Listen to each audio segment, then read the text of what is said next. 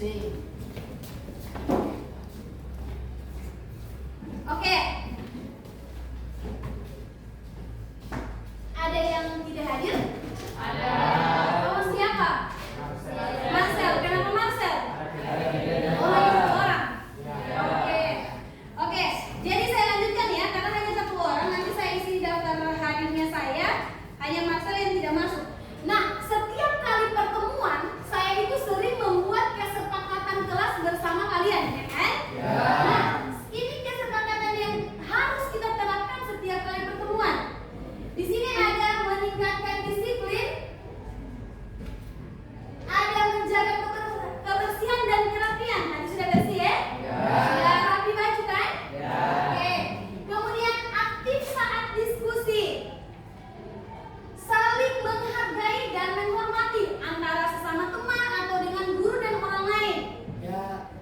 Kemudian tidak menggunakan handphone tanpa ada instruksi dari guru pengajar. Oke? Oke. Mengerjakan tugas dengan penuh tanggung jawab dan terakhir tetap semangat belajar. Kita masih tetap terapkan ya, ini sampai di mata pelajaran sejarah itu selesai. Nah, apakah ada yang masih ingat? Ini saya akan mengaitkan mata pembelajaran sebelumnya yang kita bahas waktu 2 minggu kemarin. Apakah ada yang masih ingat? Kira-kira bangsa barat apa saja yang pernah menjajah Indonesia? Oke, silakan Afgan, ketua kelas. Belanda, Jepang, Portugis, Belanda, Jepang, Portugis, oke? Spanyol. Spanyol, dan satu lagi Inggris. Nah, benar ya, ini adalah negara-negara yang pernah menjajah Indonesia. Kemarin kita sudah belajar terkait dengan penjajahan, ya kan? Bagaimana bangsa Indonesia dijajah oleh bangsa-bangsa asing atau bangsa-bangsa barat. Nah, pertanyaan kedua, apa tujuan bangsa barat di Indonesia? Oke. Tujuan utama bangsa barat datang ke Indonesia selain Eropa adalah semboyan 3G yang terdiri dari gold, glory, dan gospel. Oke, semboyan dari 3G, gold, glory, gospel. Benar. Pertanyaan selanjutnya, bagaimana reaksi rakyat di berbagai daerah? Jadi bisa jawab? Bagaimana reaksi rakyat di berbagai daerah? Oke, silakan. Afif. Rakyat merasa marah, kecewa, dan keinginan untuk melawan. Rakyat merasa marah, ya? Marah, kecewa,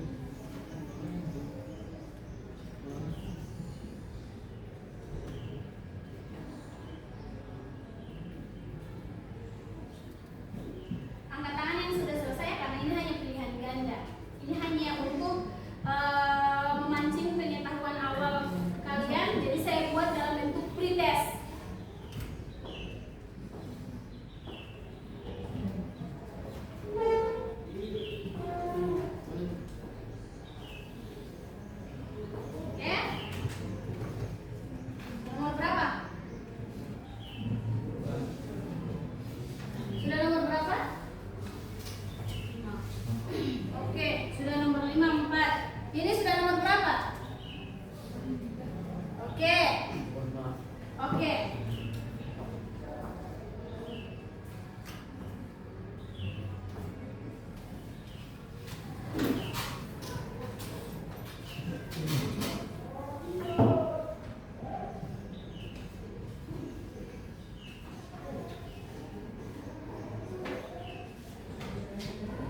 Angkat tangannya yang sudah selesai ya.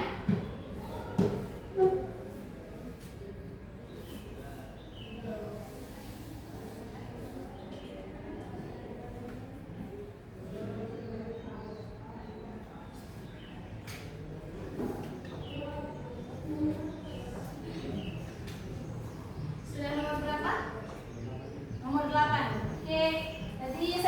Berarti pertanyaannya cukup mudah ya? Bagus, berarti akan mudah masuk dalam pembelajaran ini. Ada yang sudah selesai?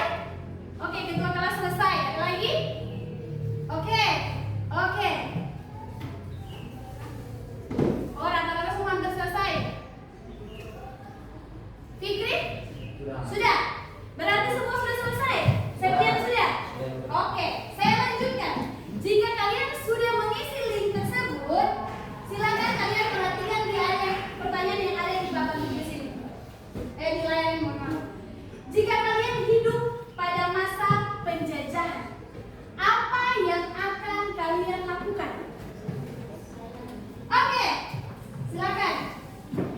Jika saya dalam masa penjajahan, saya akan ikut berjuang untuk melawan penjajah sesuai dengan kemampuan saya. Saya juga akan menumbuhkan semangat persatuan di antara rakyat agar tidak mudah menjadi seperti generasi muda. Saya ingin menjadi bagian dari perjuangan, bukan hanya diam dan pasrah. Meskipun resikonya besar, lebih baik berjuang daripada hidup dalam penjajahan. Mantap, berikan aplaus. Oke, saya lanjut kata-katanya. Lebih baik berjuang daripada hidup dalam penjajahan. Kan? Berarti di sini dia akan berusaha melawan apapun dengan risiko. Karena dia punya slogan terakhir, lebih baik berjuang sampai mati daripada hidup dalam penjajahan. Luar biasa sekali.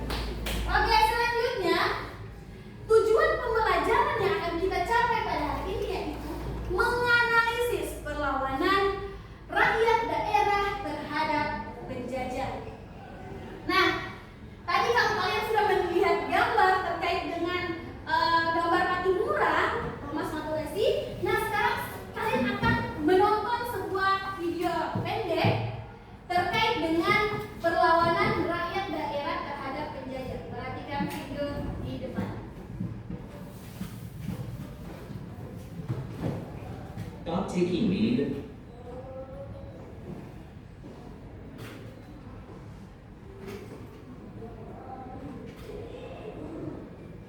AI is changing the game for app development. Firebase is here to help. Firebase offers a platform.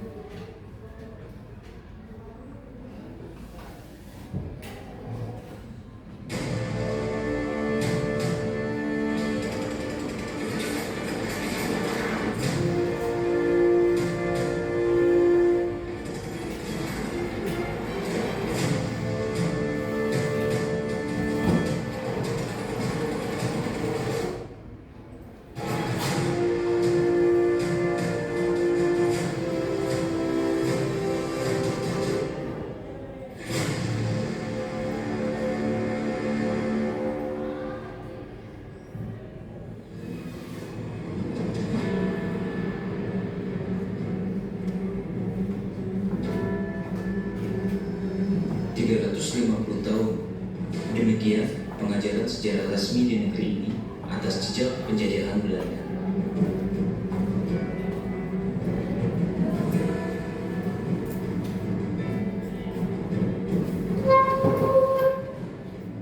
Pada awalnya, bangsa Belanda datang bukan untuk menjajah, sama seperti bangsa-bangsa Eropa lain yang datang ke Nusantara. Belanda datang untuk berdagang. Mereka mencari rempah-rempah Nusantara yang terkenal.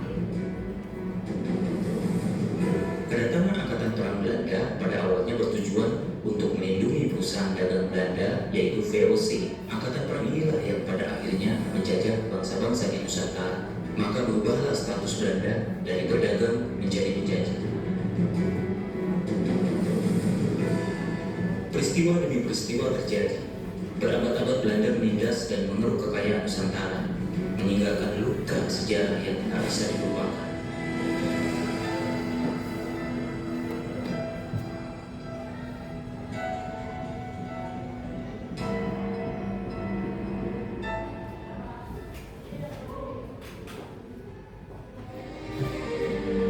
Kekayaan alam bumi pertiwi telah lama menyilaukan bangsa-bangsa Eropa sejak abad pertengahan. Mereka kemudian tergerak untuk melakukan penjelajahan bersamaan dengan kemajuan ilmu pengetahuan, penyebaran ajaran agama, dan terutama untuk kemakmuran dan kekayaan.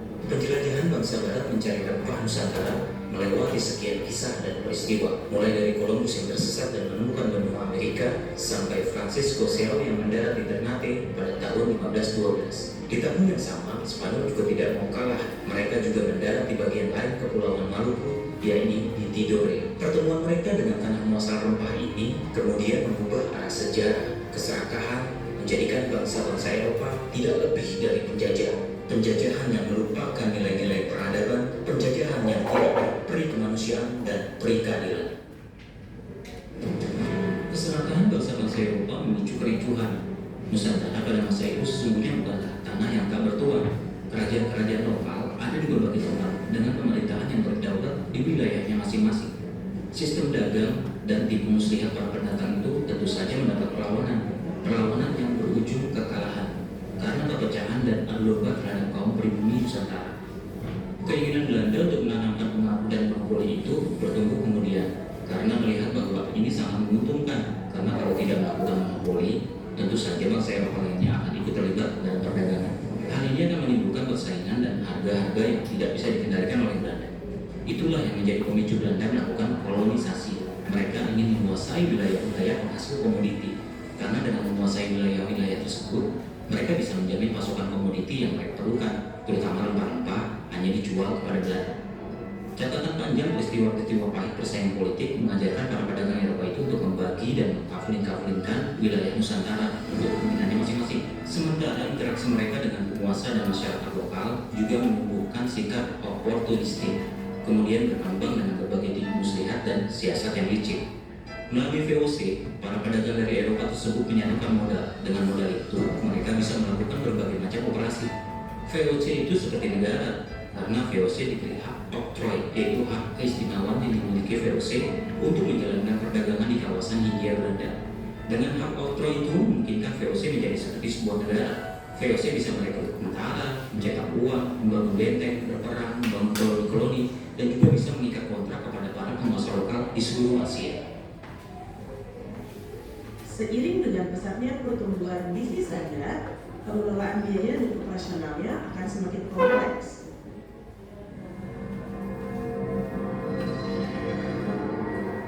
Sultan Agung, ia adalah raja sekaligus tentara, bukan pedagang seperti raja-raja lain di tanah Jawa. Begitulah Sultan Agung memproklamirkan dirinya ketika pertama kali memulai memerintah kerajaan Mataram. Ia memandang dirinya berbeda dibanding raja-raja sebelumnya yang terlibat perdagangan antar kawasan di Nusantara. Sultan Agung adalah raja terbesar Mataram, memerintah pada tahun 1613 hingga tahun 1646. Dari awal, sang raja bercita-cita ingin menyatukan seluruh kerajaan-kerajaan di Pulau Jawa. Hal inilah yang merisaukan Kesultanan Banten, yang kemudian membiarkan orang-orang Belanda mendirikan pangkalan di Jayakarta. Keberadaan Belanda yang berulang kali merusak tatanan di wilayah Nusantara mengobarkan semangat juang Sultan Agung. Belanda pun beralih menjadi musuh terbesar Mataram. Di bawah pemerintahan Sultan Agung, Mataram menguasai hampir seluruh Jawa, kecuali Jayakarta dan Banten. Namun VOC sebagai perusahaan raksasa milik Belanda menolak mengakui kedaulatan Mataram. VOC bahkan berupaya menaklukkan daerah kekuasaan Mataram. Banten serta Batavia yang ingin dikuasai Mataram pun telah berhasil dikuasai Belanda sejak tahun 1619. Sultan Agung murka. Keberadaan VOC di tanah Batavia yang juga memonopoli perdagangan dianggap sebagai ancaman serius bagi masa depan Pulau Jawa. Sultan Agung pun merencanakan penyerbuan ke Batavia. 22 Agustus 1628, bala tentara Sultan Agung memulai serangan atas VOC di Batavia, dimulai dengan pendaratan kapal perang melalui laut dan lebih dari 10.000 prajuritnya. Pasukan Mataram yang dikerahkan untuk menyerbu Batavia adalah pasukan terbesar dalam sejarah Jawa. Pasukan ini dimetangkan secara bergelombang. Gabungan dari prajurit-prajurit Surabaya, Demak, Pasuruan, Ponorogo, Madura, dan Priangan.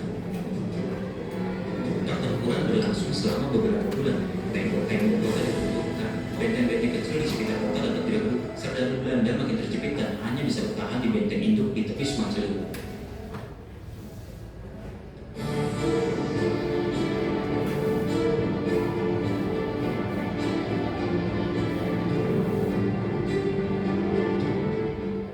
Untuk memaksa pasukan VOC keluar dari bentengnya, Tumenggung Surah Agul-Agul memerintahkan pasukannya untuk membendung Sungai Ciliwung. Strategi ini dilakukan untuk menutup pasukan air untuk pasukan VOC yang bertahan di perbentengan, sehingga menyebabkan penyakit kolera menyebar dalam benteng.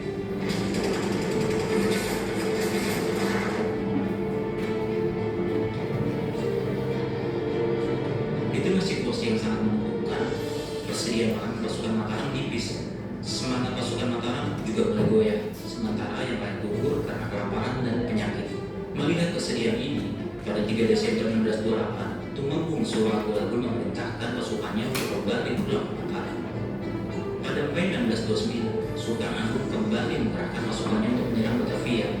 Pada penyerangan yang kedua ini, belajar dari penyerangan pertama, pasukan Mataram kali ini dibekali persenjataannya jauh lebih lengkap dan lumbung padi disiapkan pula di Tegal dan di Cirebon.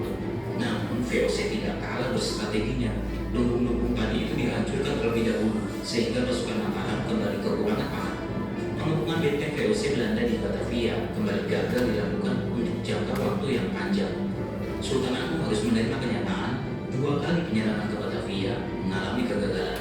Mataram kehilangan banyak kekuatan atas penguasaan Jawa disebabkan serangan yang tidak efektif dalam menghadapi sistem pertahanan Eropa yang belum pernah dikenal sebelumnya, dan juga sistem suplai logistik Mataram yang kurang baik.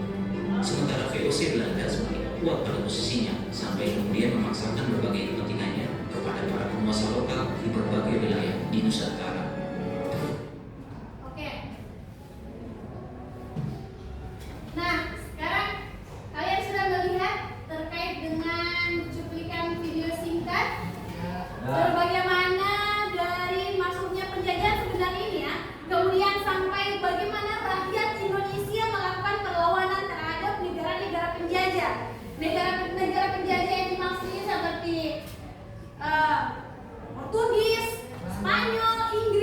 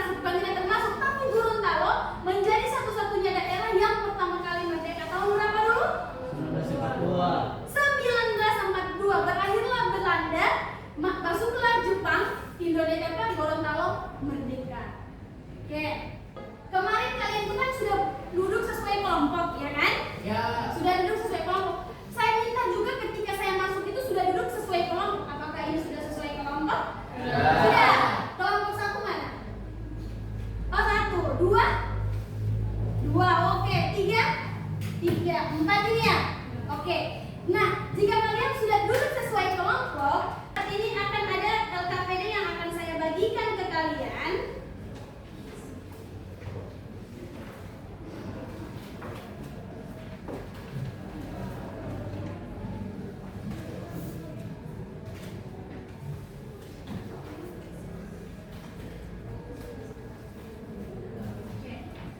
Perhatikan LKPD ini.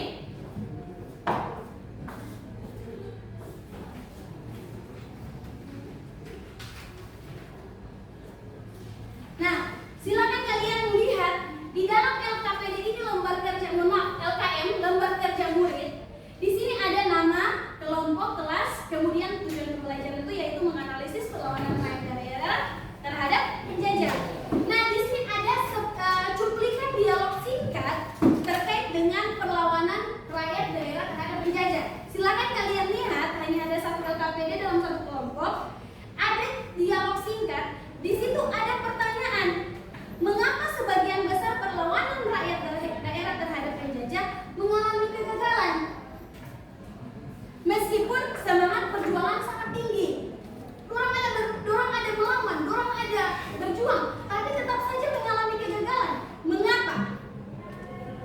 Nah, kemudian langkah kerjanya silakan kalian identifikasi variabel. Kalian identifikasi variabel, perhatikan petunjuk yang ada di sini. Bacalah teks masalah dengan cermat. Teksnya yang dialog di atas. Tuliskan variabel penyebab, misalnya persenjataan, persatuan, strategi politik, penjajah, dan tokohnya. Oke? Tuliskan variabel akibat, misalnya lama perlawanan, hasil perlawanan, dan dampak sosial. Ini ada di tabel yang sudah saya buat. Coba lihat jenis variabel. Ada? Ya. Isi di dalam situ. Jadi yang lain membuat variabel-variabelnya, kemudian yang lainnya selanjutnya kalian buatlah pertanyaan kunci atau driving point. Nah, minimal 3 pertanyaan terkait masalah yang kalian temukan di dialog di atas. Sesuai juga video yang kalian tonton. Selanjutnya di poin 3, kalian membuat hipotesis. Hipotesis itu apa? Jawaban sementara. Nah, tuliskan dugaan sementara kalian dari kelompok kalian terkait pertanyaan-pertanyaan yang sudah dibuat. Jadi, ketika kalian membuat pertanyaan, silakan kalian buat hipotesisnya, dugaan sementara terkait pertanyaan yang 3 ini. Pertanyaan kunci. Oke?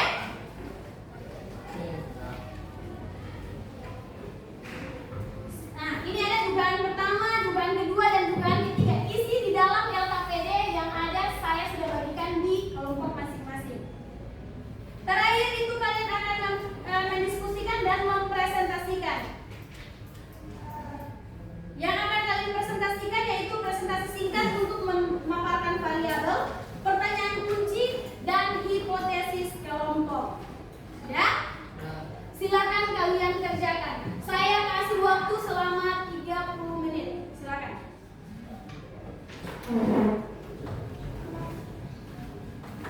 Silakan kalian kerjakan. Ada dialognya di situ. Ada dialog di situ. Kemudian ada juga tayangan-tayangan video dan beberapa jawaban dari teman-teman kalian. Silakan kalian kerjakan LKPD EOKM tersebut. Masih ada waktu sekitar 10 menit lagi.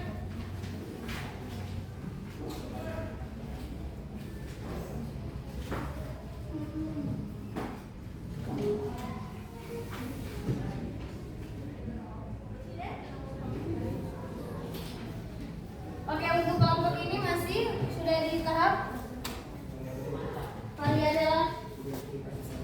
Iya, variabel apa?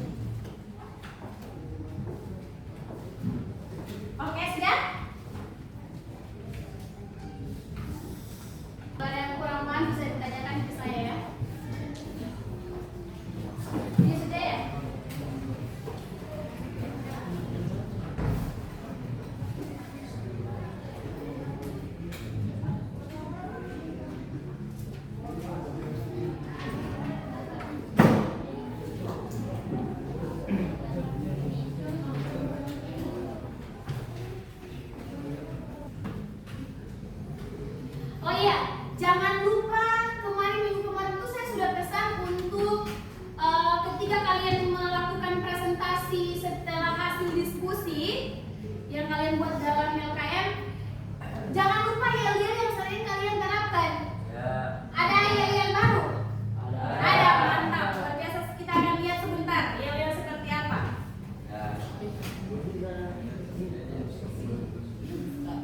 Jika sudah selesai, bisa angkat tangan.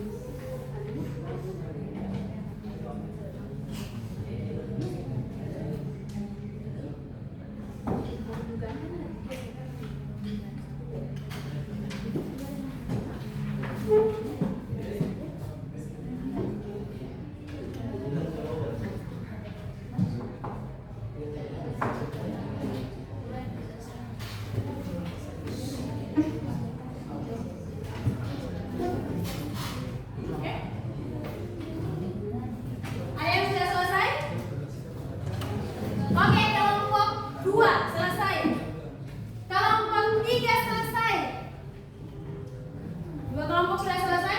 Oke, kelompok 4 selesai. Berarti 1 kelompok lagi.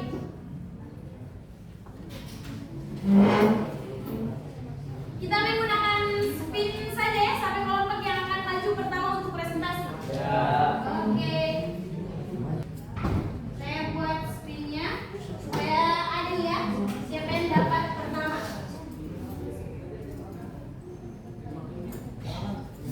Kelompok 1.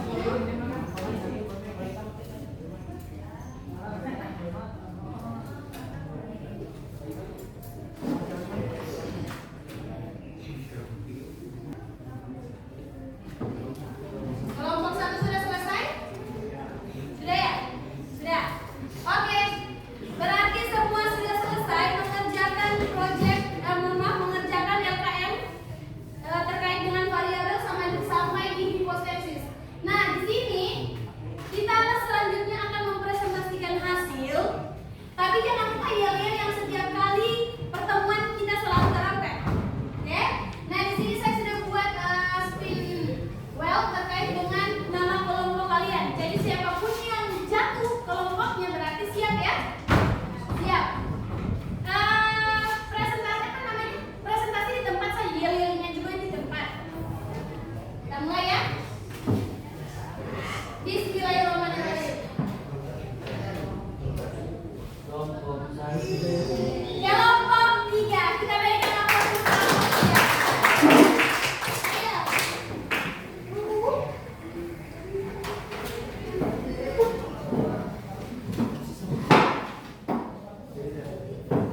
Oke, di tempat saja. Oke. Assalamualaikum warahmatullahi wabarakatuh.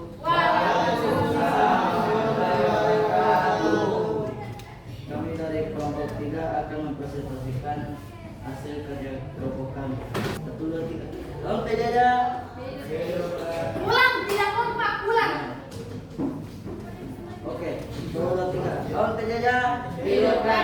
Kuat lagi, keras lagi, Bo. Hidup rakyat. Lebih semangat. Seperti para pejuang, lebih semangat lagi. Ayo. 1, 2, 3. Salam penjajah. Oke. Penjajah. Oke, ulang, coba ulang. 1, 2, 3. Lawan penjajah. Hidup rakyat. Usir penjajah. Merdeka. Merdeka. Merdeka.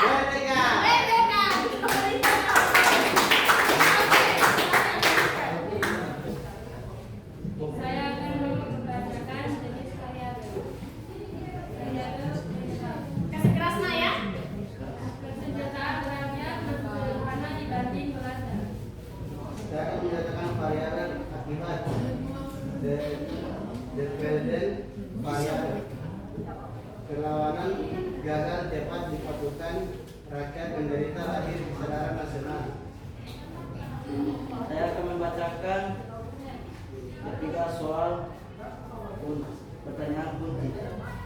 Yang pertama, mengapa berlawanan rakyat banyak gagal? Yang kedua, faktor apa yang membuat Belanda lebih unggul? Yang ketiga, apa dampak kegagalan perlawanan?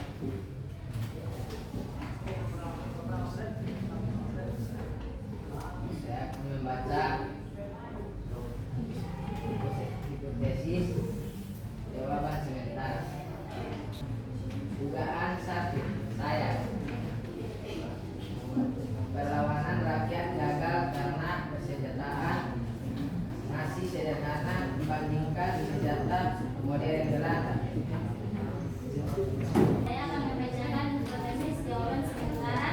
Dugaan 2, perlawanan banyak gagal karena kurangnya persatuan antar daerah dan strategi yang belum terkoordinasi. Dugaan 3, meskipun gagal, perlawanan rakyat menumbuhkan kesadaran untuk bersatu secara nasional dan menjadi dasar perjuangan kemerdekaan. Sekian dari kami. Tidak ada salah kata, mohon maaf. Jadi dan kurangnya mohon maaf. Assalamualaikum warahmatullahi wabarakatuh.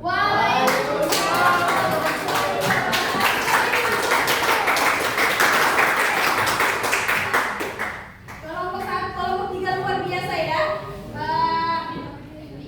Walaupun pada saat yel-yel itu dia kurang sedikit lagi bersemangat. Tidak apa-apa, semoga yel-yel selanjutnya lebih bersemangat lagi. Kita speed yang ke kelompok selanjutnya. Oke, kita lihat kelompok berapa? Iya. Kelompok keempat. Nah, ayo bagi kelompok keempat.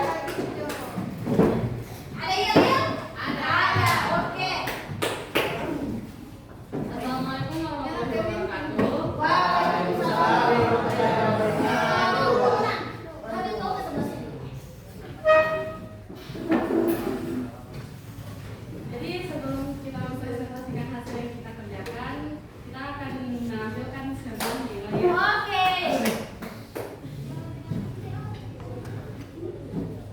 Siapa kita? Rakyat merdeka. Lawan siapa? Penjajah bejana. Bambu runcing. Angkat tinggi. Merdeka, merdeka. Oh, merdeka.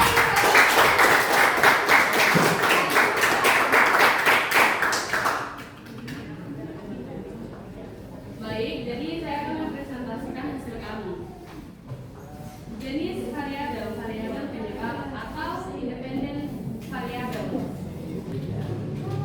Perlawanan rakyat daerah dapat karena salah persenjataan, kurang persatuan dan kepemimpinan, strategi masih sederhana, logistik terbatas, mudah diadu domba, sementara penjajah punya kekuatan militer dan politik yang jauh lebih besar.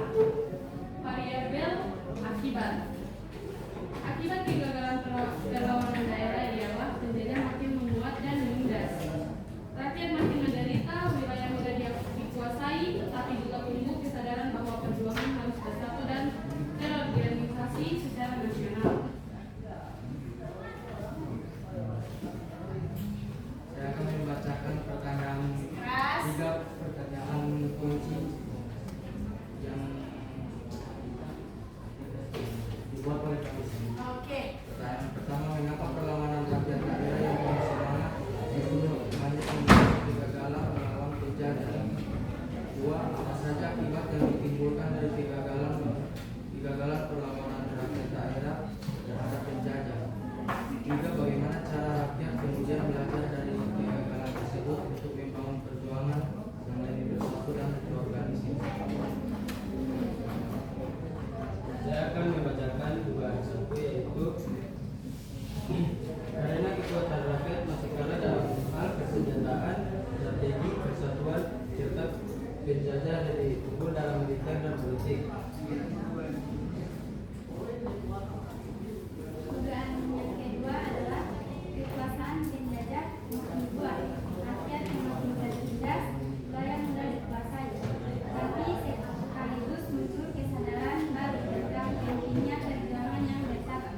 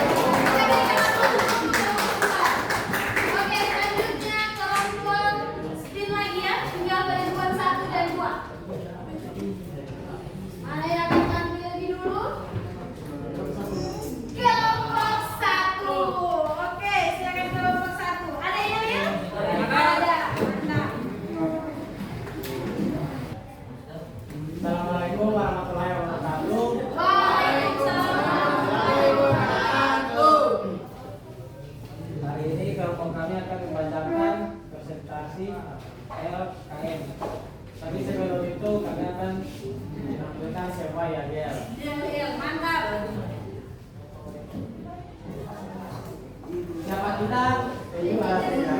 Siapa kita? Kita. Apa semangat kita? Merdeka selamanya. Apa semangat kita? Merdeka selamanya. Sudah ya? Oke, kita berikan aplaus.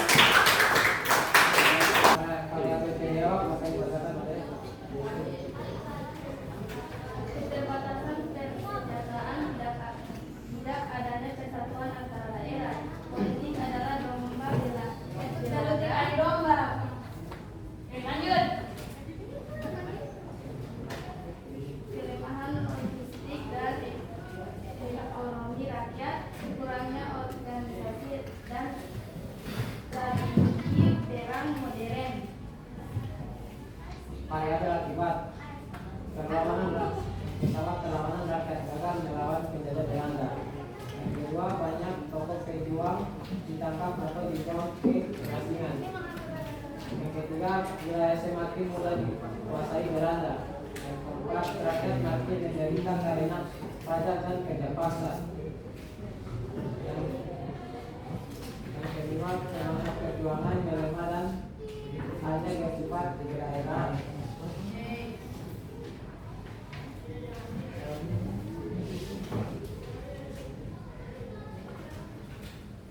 Baik, saya akan membacakan pertanyaan itu. Satu, mengapa sebagian besar perlawanan rakyat daerah terhadap Belanda pada awal abad ke-19 mengalami kegagalan?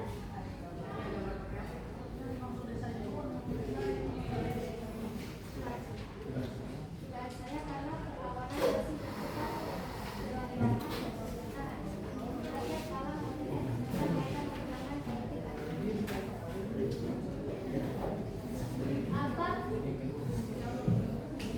apa persamaan yang terlihat dari berbagai perlawanan rakyat di Nusantara pada abad ke-19? Umur perlawanan menunjukkan semangat perjuangan tinggi dipimpin tokoh pragmatik pemimpin agama dan didorong oleh keinginan untuk menolak penindak Belanda. Dan yang ketiga, apa makna penting dari perlawanan rakyat meskipun banyak yang berakhir dengan kegagalan?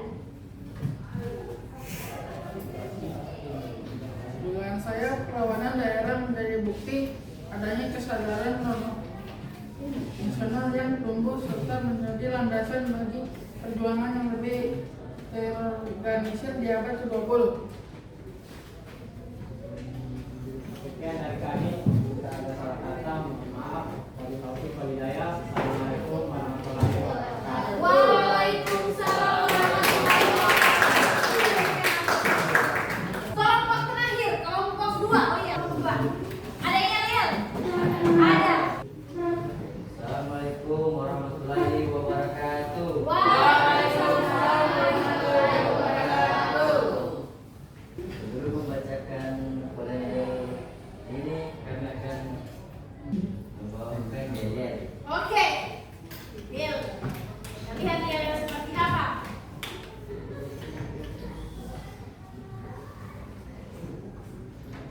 Hidup rakyat, Hidup, hidup, hidup. lawan penindasan, Lawan. merdeka, Merdeka. Sudah ya? Oke, kita berikan aplaus. Lihatkan semangat kedua kelompok ini. Oke, lanjut. Oh, pemimpin yang lihat ternyata. Saya akan membacakan variabel penyeimbang persenjataan tidak seimbang, penjajah lebih modern, kurangnya persatuan antara kelompok-kelompok, strategi perang yang masih tradisional,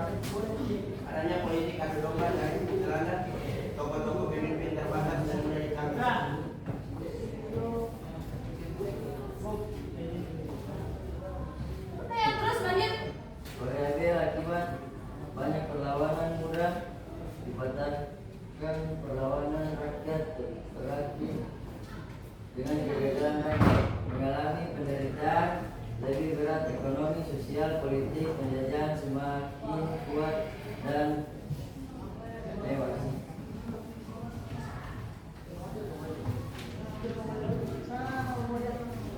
Oke, saya akan membacakan pertanyaan kunci. Rahasia. 1. Mengapa persenjataan rakyat kalah dibandingkan penjajah Belanda?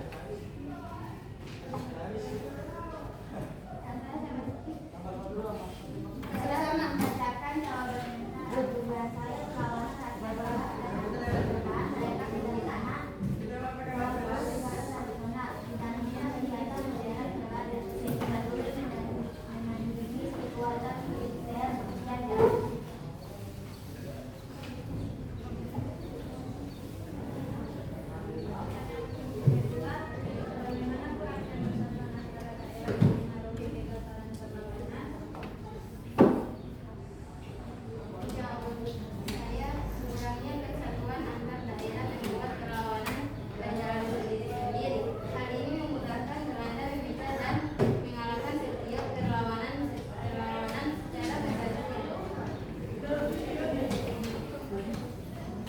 Pertanyaan nomor 3, apa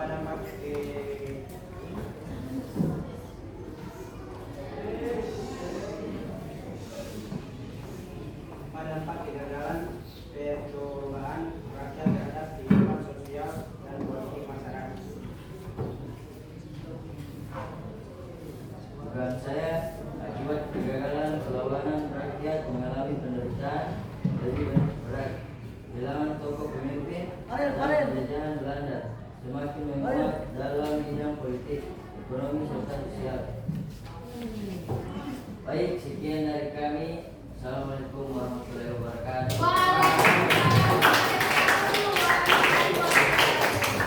Alhamdulillah, saya kumpul hasil KPD-nya ya, hasil KPM-nya, hasil kerja murid. Nanti saya periksa hasilnya.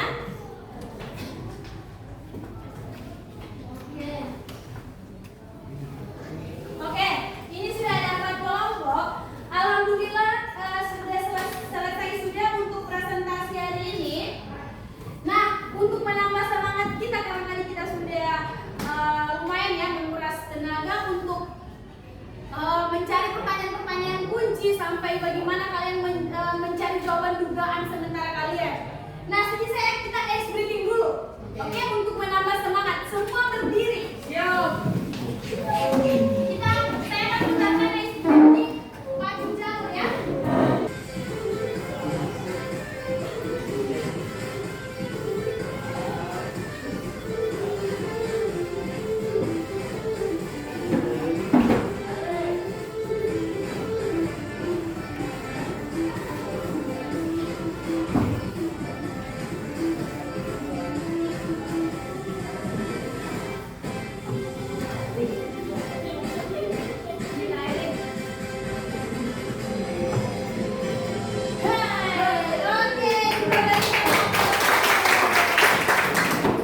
Berarti ini menambah semangat kalian untuk masuk di bagian tahap terakhir ya, bagian refleksi.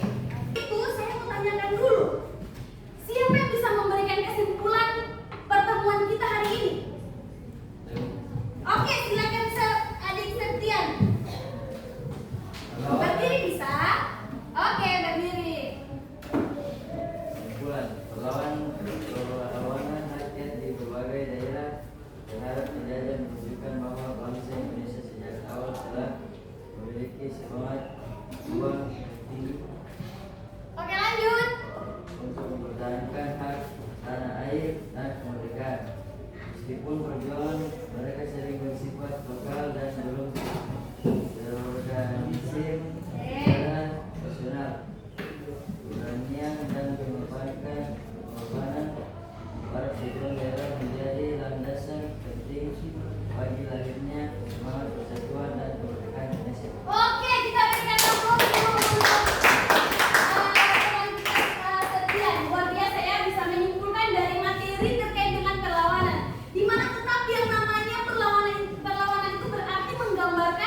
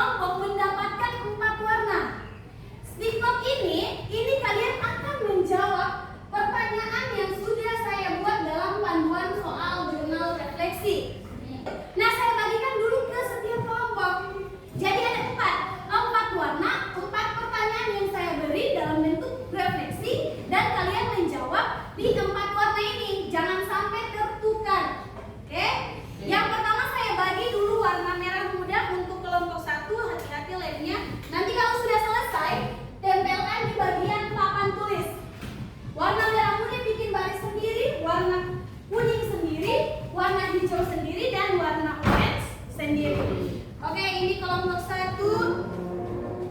Terakhir kita warna kuning ya. Begitu juga kelompok ini kita beri 4 warna. 1,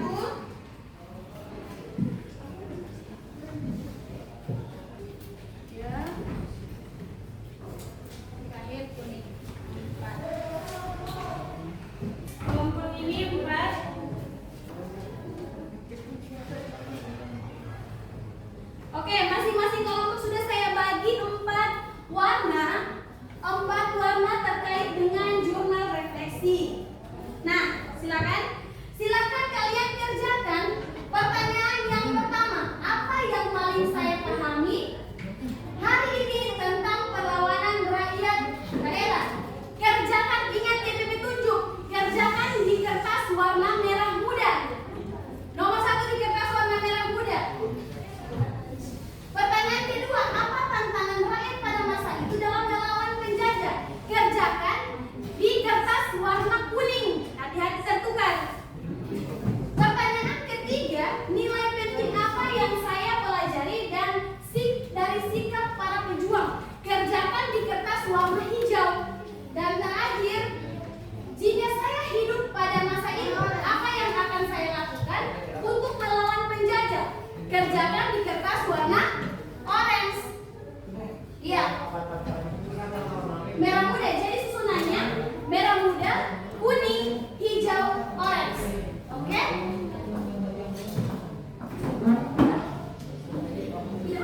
Tidak usah tulis lama, langsung jawaban.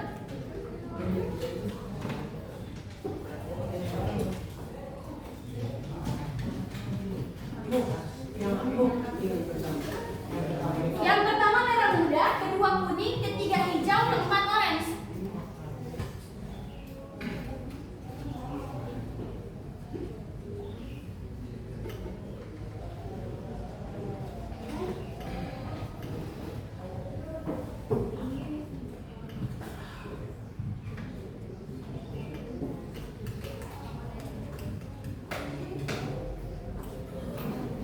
Dan sudah selesai langsung tangkap.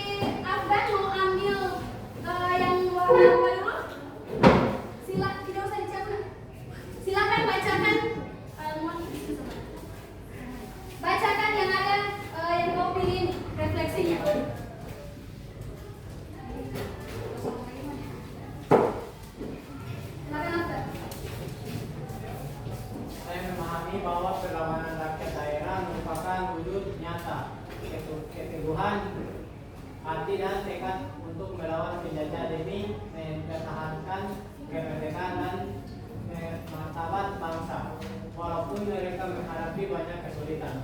Oke, tunggu bentar. Kalau Anis menjawab, saya minta kalian kalau saya kasih aba-aba, kita kasih wow atau kita kasih top. Kalau kalian pilih wow berarti kita kasih wow. W-O-W. Wow. Sekali lagi. Wow, wow. Berkali-kali. Wow, wow, wow. Oke? Oke, tadi Afgan sudah membacakan refleksi. Kita kasih wow atau kita kasih top? Top. Oke, kita kasih top. Top. Sekali lagi. Top, top. Berkali-kali. Top, top, top. Oke, kita berikan aplaus. Kalau untuk kelompok 2, selanjutnya pilih yang warna apa? Oke, kuning, silakan. Assalamualaikum warahmatullahi wabarakatuh. Waalaikumsalam warahmatullahi wabarakatuh. Rakyat menghadapi berbagai tantangan seperti keterbatasan senjata, perpecahan antara kelompok, serta kebijakan penjajah yang sangat kejam dan memanfaatkan strategi pembagian untuk melemahkan perlawanan. Ya. Oke, kita kasih wow atau kita kasih top? Wow, oke. Kita kasih wow. Wow. Sekali lagi. Wow, wow. Berkali-kali. Wow, wow, wow. Oke, kita berikan aplaus.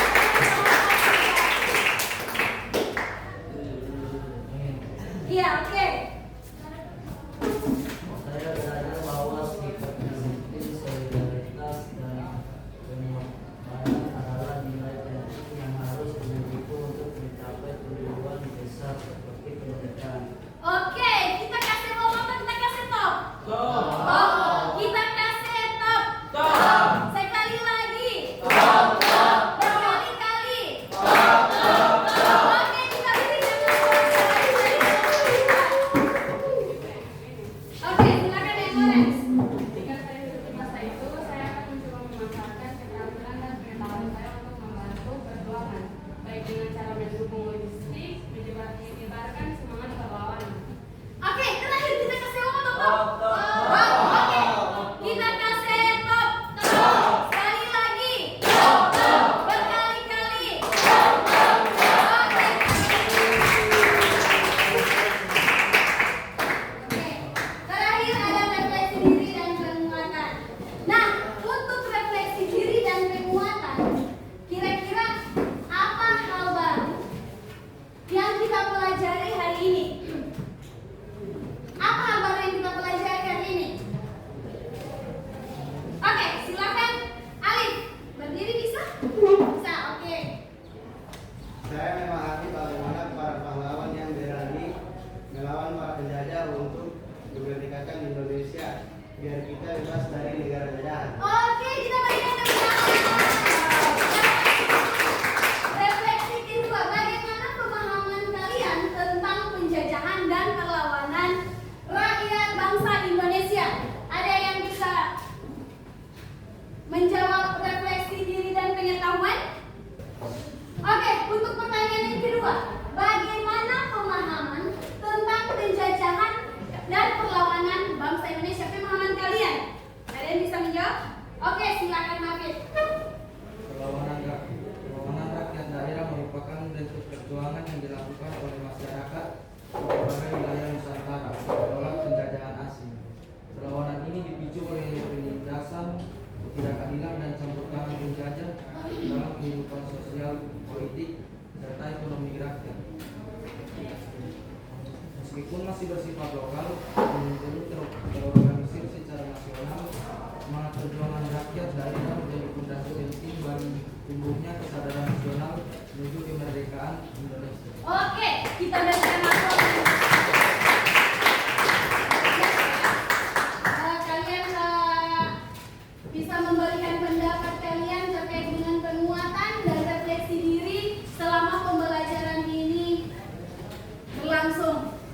Nah, terakhir saya akan memberikan penugasan yang akan kalian kerjakan di rumah. Ini adalah membuat infografis sederhana tentang penjajahan dan perlawanan bangsa Indonesia atau rakyat daerah.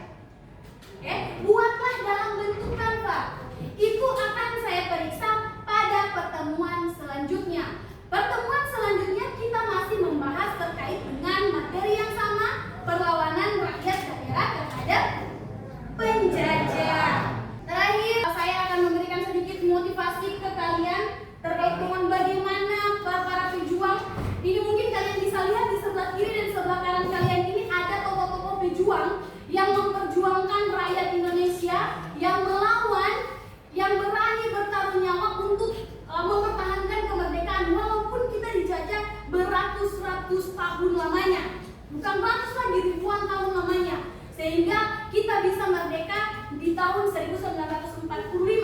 Jadi wajib untuk kalian belajar sejarah. Kenapa? Nilai-nilai yang terkandung dalam sejarah itu kita wajib ketahui.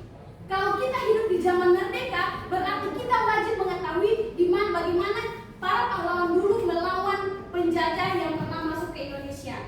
Apalagi Indonesia dijajah oleh Belanda cukup lama, kan? Jadi kita wajib mengetahui bagaimana jasa-jasa perlawanan tumpah darah atas perjuangan para tokoh-tokoh, para pahlawan yang telah mendahului kita sebelumnya. Oke? Terakhir kita menutup perjumpaan kita pada hari ini. Nanti kita akan ketemu pada pembelajaran selanjutnya. Tapi kita tutup lagi dengan doa. Karena kita buka dengan doa, maka kita akan menutupnya kembali dengan doa. Ada yang bisa memimpin doa pula? Dalam hati saja. Oke, ketua kelas lagi silakan. Mengakhiri pembelajaran, mari kita berdoa. Berdoa mulai. Berdoa selesai. Pertemuan hari ini selesai. Insya Allah kita akan ketemu pada 2 minggu selanjutnya di materi insya Allah yang sama, dengan ketemu lagi dengan saya dan kalian juga orang anak-anakku yang sangat luar biasa hebat yang berpartisipasi aktif di dalam diskusi maupun presentasi yang sudah berusaha membuat yel-yel yang sangat luar biasa. Kalian hebat.